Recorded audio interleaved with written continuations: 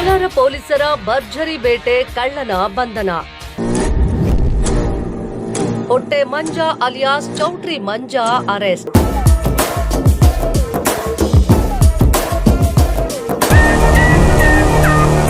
$17 ಲಕ್ಷ ಬೆಲೆ ಬಾಳುವ 110 ಗ್ರಾಂ ಚಿನ್ನದ ಆಭರಣ ವಶಕ್ಕೆ. ಮಾಲೂರು ಪೊಲೀಸರಿಂದ ಭರ್ಜರಿ ಕಾರ್ಯಾಚರಣೆ.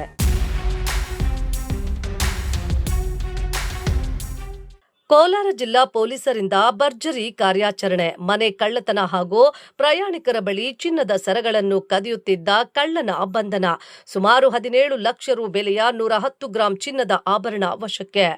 ಹೌದು, ಇತ್ತೀಚಿನ ದಿನಗಳಲ್ಲಿ ಮಾಲೂರಿನಲ್ಲಿ ನಡೆಯುತ್ತಿದ್ದ ಮನೆ ಕಳ್ಳತನ ಹಾಗೂ ಸಾರ್ವಜನಿಕರು ಬಸ್ಸುಗಳಲ್ಲಿ ಪ್ರಯಾಣಿಸುವ ಪ್ರಯಾಣಿಕರ ಬಳಿ ಇದ್ದ ಚಿನ್ನದ ಆಭರಣಗಳ ಕಳವು ಪ್ರಕರಣಗಳ ಬಗ್ಗೆ ಹೆಚ್ಚು ದೂರುಗಳು ದಾಖಲಾದ ಹಿನ್ನೆಲೆಯಲ್ಲಿ ಕೋಲಾರ ಜಿಲ್ಲಾ ಪೊಲೀಸ್ ಅಧೀಕ್ಷಕರಾದ ಶ್ರೀಮತಿ ಕನ್ನಿಕಾ ಸಿಕ್ರಿವಾಲ್ ಐಪಿಎಸ್ ಅವರ ಮಾರ್ಗದರ್ಶನದಲ್ಲಿ ಅಪರ ಪೊಲೀಸ್ ಅಧೀಕ್ಷಕರಾದ ಶ್ರೀ ರವಿಶಂಕರ್ ಸಿಆರ್ ಹಾಗೂ ಎಚ್ಸಿ ಜಗದೀಶ್ ಮತ್ತು ಶ್ರೀ ಕೃಷ್ಣಪ್ಪ ವಿ ಪೊಲೀಸ್ ಉಪಾಧೀಕ್ಷಕರು ಕೋಲಾರ ಉಪವಿಭಾಗರವರ ನೇತೃತ್ವದಲ್ಲಿ ವಿಶೇಷ ತಂಡವನ್ನ ರಚಿಸಲಾಗಿತ್ತು.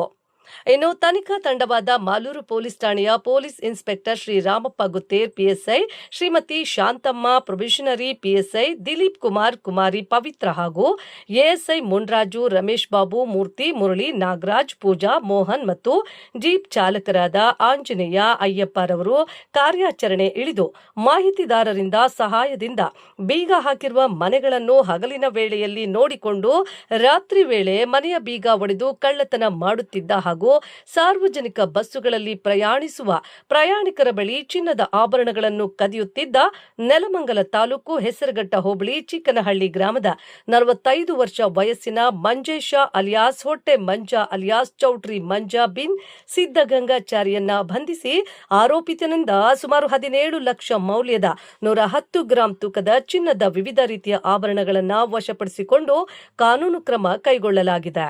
ವರದಿ ಸೈಯದ್ ಫಯಾಜ್, ಕೋಲಾರ.